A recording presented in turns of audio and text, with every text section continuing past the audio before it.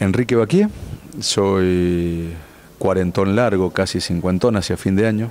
Hacia fin de año cumplo 50 años. Casado, 3 hijas mujeres. Mi hija mayor tiene 17 años, mi hija menor tiene 6. La mayor ya está, en este momento está con sus compañeros de viaje de egresado, la más chiquita en el colegio, la del medio también. De profesión economista. Estudié en la Universidad Nacional de Cuyo y después estudié en el Instituto Torcuato Di Itela, hoy Universidad Di Itela.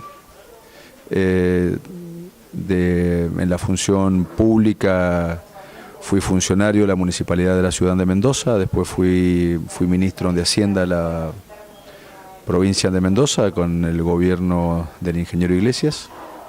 Y ahora soy legislador nacional desde el 2011 y después en el medio tuve muchas veces actividad privada como economista profesional, que es lo que he hecho aparte de los cargos públicos.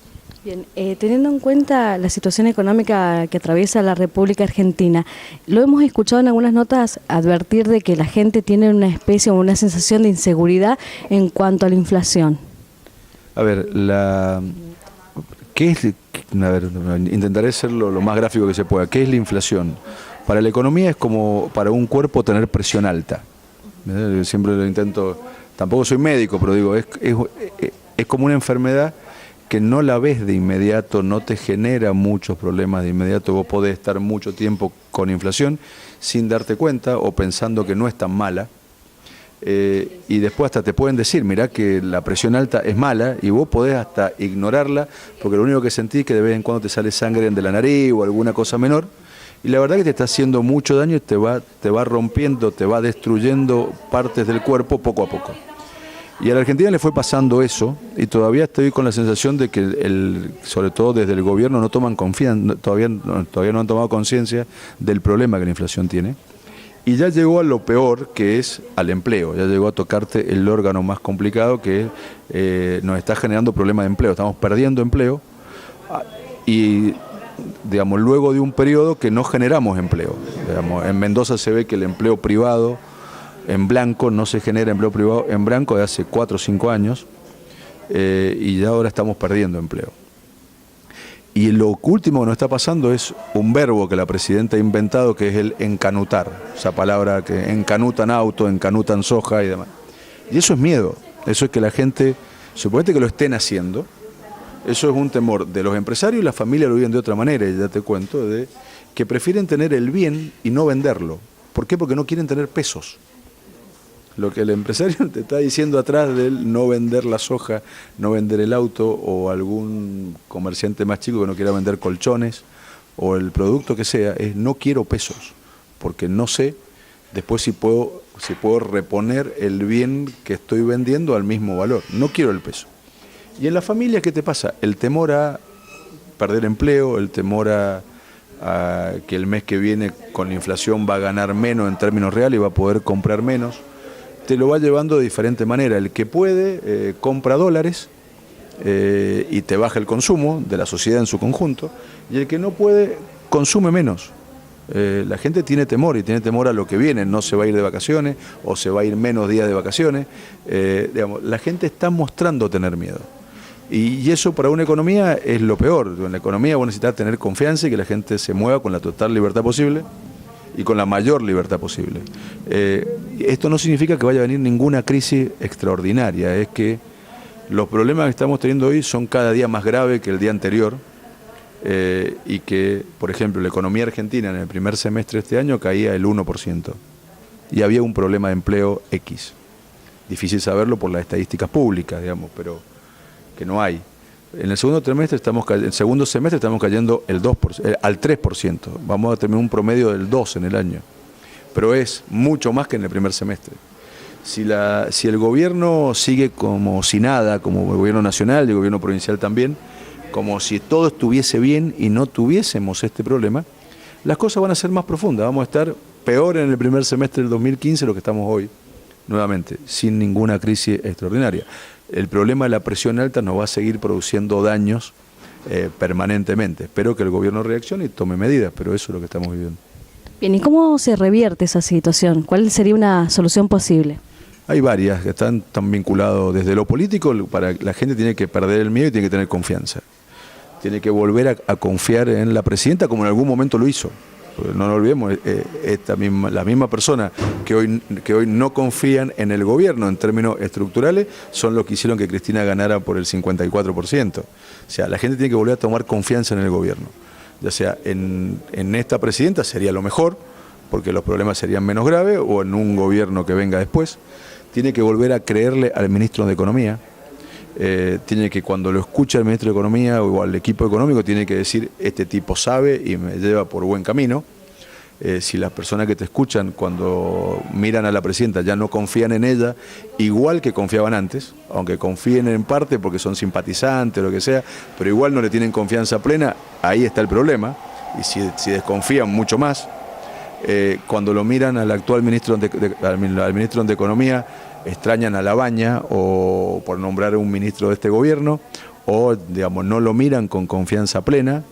Estamos en un problema. Hay que confiar en la política, hay que confiar en el ministro, porque el ministro lo que tiene que hacer es coordinar políticas muy diversas. Tiene que coordinar políticas de ingresos, que tienen que ver con los salarios de las personas, con los ingresos de las empresas. Tiene que tener política fiscal, acorde con los ingresos que tiene que tener política monetaria acorde con la política fiscal y con la política de ingresos. Esto, si se hace bien y si la gente tiene confianza en la política y en la economía, frenar la inflación termina, no de un día para otro, sino en un periodo, termina siendo proactiva, te incrementa el Producto Bruto, porque la gente pierde el miedo y vuelve a consumir, y los empresarios vuelven a vender. Vuelven a vender auto, a vender soja, la gente deja de comprar dólares o la gente consume más lo que no pueden comprar dólares. Y entonces la economía se activa otra vez. Atrás hay un problema central de la Argentina que tiene que ver, que es difícil de solucionar rápido. Esto no es complejo, más allá de lo que se diga. ¿Va a haber gente que pierda? Sí. Básicamente los que hoy son favorecidos, que son los consumidores del Gran Buenos Aires. Yo me canso de repetir: vos en tu casa pagás la luz 4 veces más cara que si tu casa quedase en la capital federal. Si vos consumís lo mismo acá en La Valle o en cualquier lugar de Mendoza que en Caballitos o en Vicente López o en el barrio de Buenos Aires que quiera, vos vas a pagar la luz 4 veces, la pagás acá 4 veces más cara que si la pagara en Buenos Aires. Bien, ¿y a qué se debe, claro, esos subsidios nacionales? Subsidios nacionales que se aprueban, que para que tomemos una magnitud, 2014 van a ser más de 8 veces más grande que lo que gastó la provincia de Mendoza entero. La provincia de Mendoza la multiplicás por 8 y es algo más chico que los subsidios del gobierno nacional, que favorecen básicamente al Gran Buenos Aires. ¿Qué pasa en la luz? ¿Qué te pasa en el gas? ¿Qué te pasa en el boleto de colectivo? ¿Qué te pasa en todo lo que tenga que ver con los subsidios del gobierno nacional? Eso que en el 2014 van a ser 240.000, 250.000 millones de pesos, un número estrambótico, nadie sabe lo que es, por eso me prefiero comentarte que son 8 años de Mendoza. Eso está claro que no lo podés seguir manteniendo.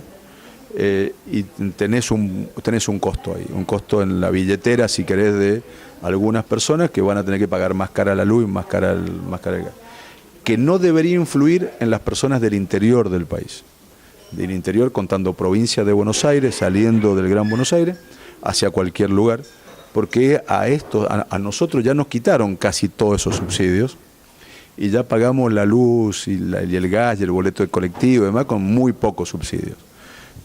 Entonces no deberíamos tener problema ahí. Pero si vos recreás confianza, se baja la inflación. Te queda otro problema que es más complejo, que tiene que ver con la falta de dólares de la economía argentina.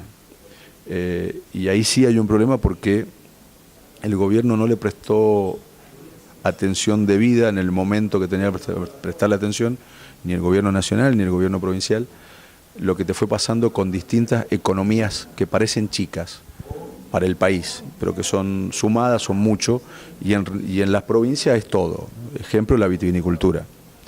Digamos, la vitivinicultura empezó a tener problemas de que empezaron a caer las exportaciones de vino en botella en el 2011. y no le prestamos atención.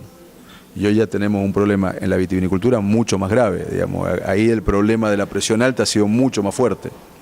Pero este no es solamente el problema de la vitivinicultura, es un problema que se extiende, también tenés problema con la fruta acá en Mendoza, problema con el ajo, problema con el olivo. En las economías de otros lugares tenés problema con la yerba mate, tenés problema con el azúcar, tenés problema con el algodón. O sea, hay un conjunto el país se centró y se focalizó solamente en la soja, y se olvidó de todas las demás actividades, que algunas sobrevivieron por mérito propio, y otras no pudieron sobrevivir por mérito propio, y otras han ido quedando lo que le ha ido pasando, digamos, cada una lo que le pasó. Y eso no es de tan fácil resolución, porque no es, digamos, has producido daño en los sistemas productivos que no lo cambias tan fácil como la macro, que es generar confianza y articular. Ahí sí tenés un problema mucho más complejo y seguramente, por más que la presidenta empiece ahora, no se termina rápido, y si el próximo gobierno no lo va a poder solucionar tampoco muy rápidamente. Y ahí seguramente, y en algunas provincias entonces bien mucho más fuerte que en otros, porque los gobiernos provinciales han sido muchos peores. El caso de Mendoza, y con respeto hacia el actual gobernador y el anterior gobernador, realmente han sido muy malos gobernadores en lo económico, no solo en lo económico, pero también en lo económico, ¿no? Bien, bueno, y teniendo en cuenta estas economías regionales, da la sensación de que todo se concentra como en grandes empresas, monopolios, dejando a pequeñas empresas y medianas como con muy pocas chances de introducirse o insertarse en el mercado más amplio, ¿no? A ver, las cosas que no tomamos conciencia, digamos, que no vemos. En el país, hasta hace poco, estaba creado un tribunal que tenía que fallar y tenía que luchar contra los monopolios. Hace más de 10 años que ese tribunal no se constituyó, no había tribunales, y que no falló en contra de empresas monopólicas hace más de 10 años. Los últimos, porque se hacía, esto no es una Argentina que no se hacía. Hace más de 10 años que había fallos contra las telefónicas, había fallos contra la industria cementera, que se ponía de acuerdo para venderte el cemento caro y por ende las casas costaban más caro. De hace 10 años nos olvidamos de esas cosas. Había fallos de este tribunal contra el monopolio de los tubos de oxígeno en los hospitales de Argentina, que se luchó contra eso, y de hace 10 años no se lucha más. Había fallos contra la actividad bancaria, bueno, por las tarjetas de crédito. Eso se olvidó, y la economía argentina se fue concentrando mucho más de lo que debiera. Y en la concentración te genera muchos problemas, te genera problemas de mayores precios para el monopolio, con mayor costo para las personas, generan menos empleo, tienen muchos problemas. Eso es difícil de revertir. Esto es parte de lo que te decía de una tarea que el daño que se ha producido en esos lugares de la Argentina, y en Mendoza en particular, va a costar sacarlo. No es tan sencillo hacerlo como la inflación, que a pesar de lo complejo, comparado con lo otro, no es una tarea imposible, es una tarea mucho más fácil. Y en Mendoza en particular vamos a tardar en reconstruir que el Estado no sea útil a los mendocinos. El Estado en estos años se ha constituido en una carga para los mendocinos y en un problema para los mendocinos. Desde la inversión pública, que por ejemplo San Juan invierte 33 pesos cada 100 de lo que tiene el gobierno sanjuanino, se invierte desde comprar una ambulancia o un móvil policial hasta construcciones de caminos o de diques o lo que fuera. En Mendoza se invierten 3 pesos cada 100. En San Luis se invierten más de 50 pesos cada 100. O sea, nosotros tenemos un atraso relativo en inversiones fenomenal. Y donde ya tenemos algunos lugares donde se nota mucho, por ejemplo, en el tema del agua. La falta de agua en la provincia de Mendoza se ve de muchas maneras, desde los problemas que tenemos con La Pampa, que recrudecieron nuevamente, los problemas de teórica corrupción que había en el margen derecho del río Mendoza, que le costó la salida al anterior superintendente general de irrigación, los problemas con la minería, los problemas de lucha entre regiones o entre departamentos, lo que ustedes pueden tener con la parte alta del río Mendoza, o los que tiene el este de Mendoza con el Valle de Uco, que generalmente se nota en la cola de los ríos más que en el comienzo. Y ahí no es que, ahí se invierte poco, estamos invirtiendo muy poco dinero, y para volver a crecer y volver a tener pequeños productores y demás tenemos que hacer una revolución del agua, y eso cuesta mucho dinero, y no es sencillo recrear fondos en una provincia que vos lo ves en los medios todo el tiempo, que para pagar los sueldos tiene que pedir plata prestada, digamos. Entonces, si no tenemos para lo menos, ¿cómo vamos a tener para lo más? Entonces eso tampoco va a ser fácil, es un proceso que hay que comenzarlo, hay que iniciarlo, tener constancia y perseverancia, y las ideas claras y el objetivo claro hacia dónde querés ir. Bien, en cuanto a la posición que toma la Unión Cívica Radical con la ley de hidrocarburos. Me parece que tiene muchas falencias. La principal falencia es que no va a solucionar el problema de fondo. El problema de fondo es que se invierte poco y por ende se produce poco petróleo y gas. En Mendoza venimos cayendo la producción de petróleo y gas 8% cada año, o sea, cada año producimos el 8% menos que el anterior.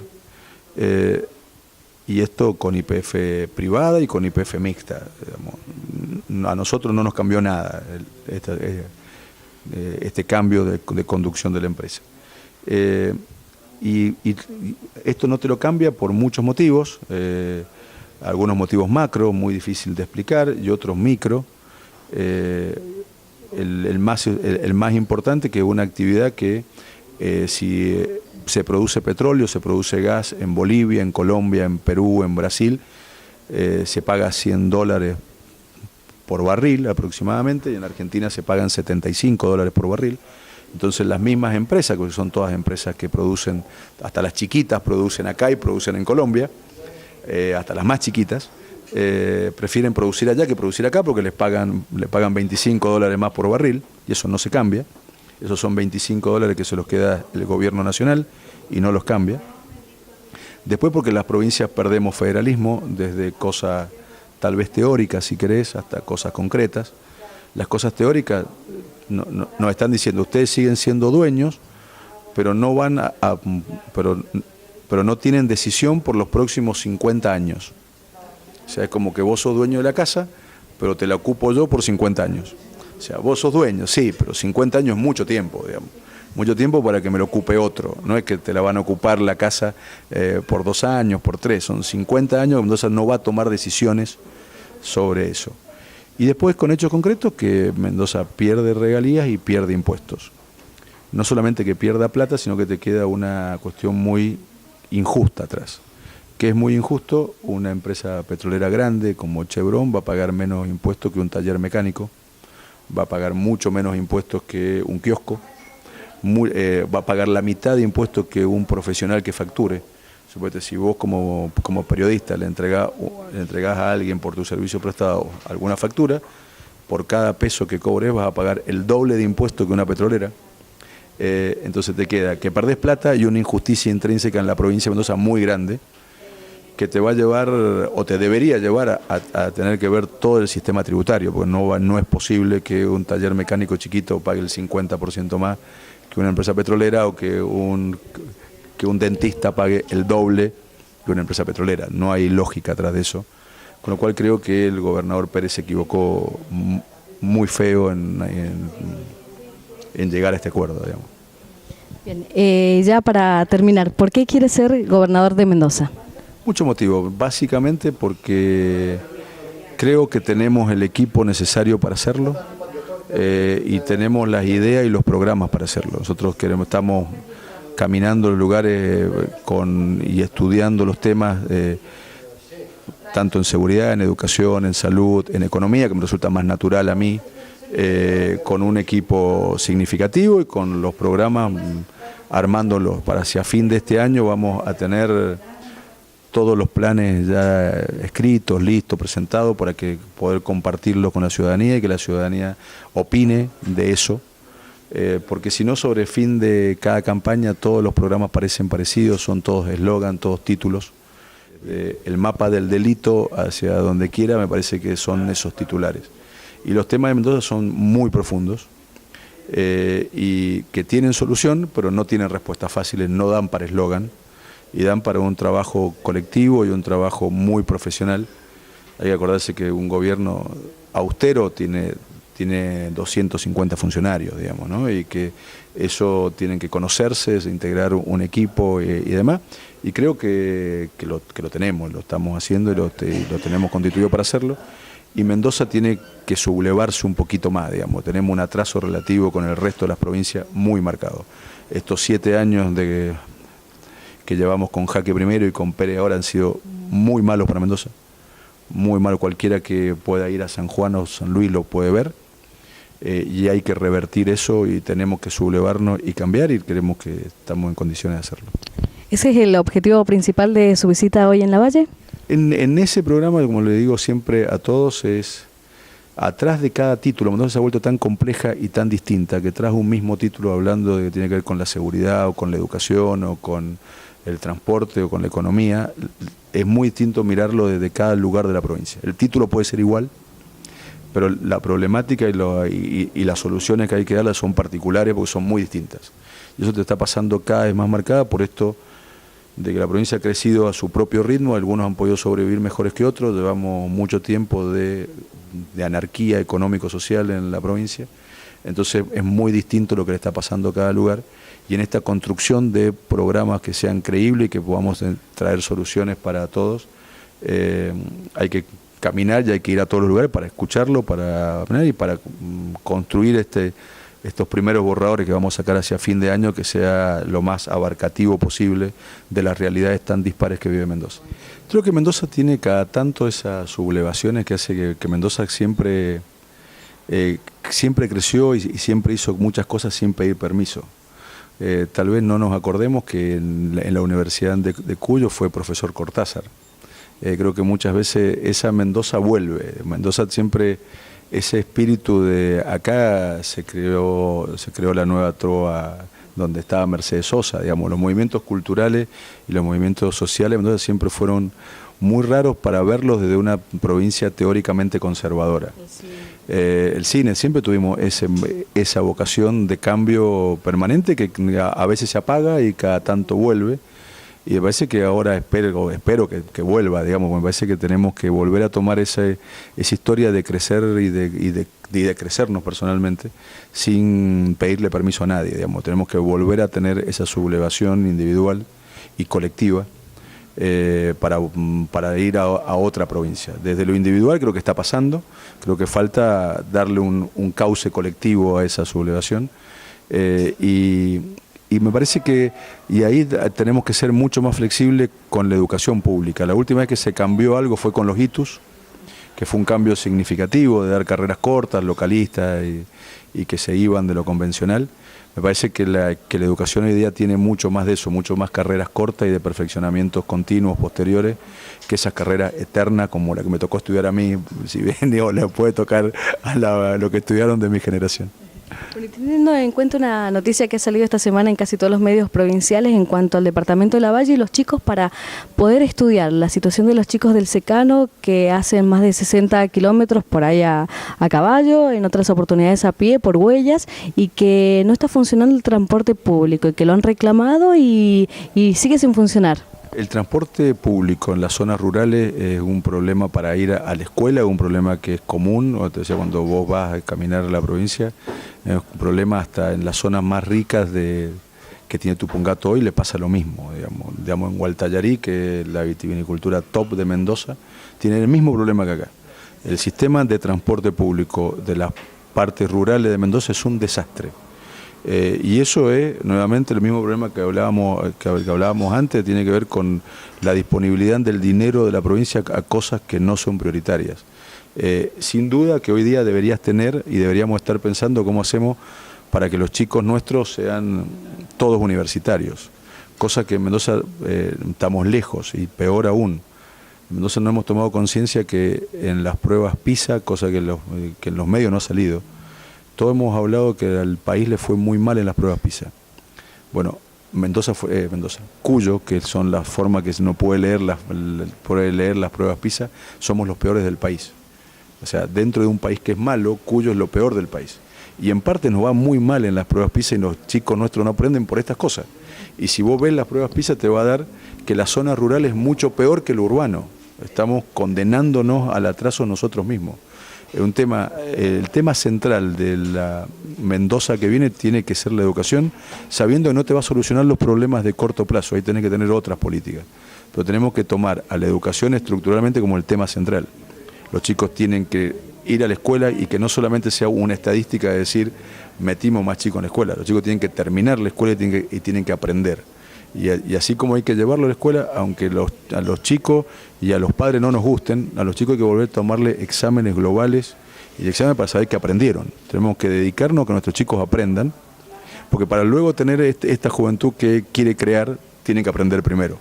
Y sé que a lo mejor no es simpático, pero los chicos tienen que estar en la escuela y tienen que aprender y tienen que rendir, y los maestros también tienen que hacerlo, digamos.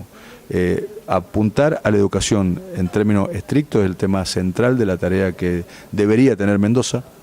Nuevamente, esa Mendoza que tuvo a Cortázar de profesor acá, esa Mendoza que fue la primera en América del Sur, que los graduados tenían becas para irse a estudiar afuera, y con el compromiso de venir acá. Algunos de los que después fueron ministros de la provincia, como Bertranú, en un gobierno peronista, era de esa camada, de esa Mendoza que lo hizo hace 40 años, 50 años, lo tiene que volver a hacer en los tiempos futuros. Bien, y en cuanto a política sanitaria a nivel provincia. Política sanitaria, ahí me parece que hay dos o tres. El tema, nos hemos preocupado mucho más por crear un hospital nuevo que por tener médicos y tener los enfermeros en el hospital nuevo.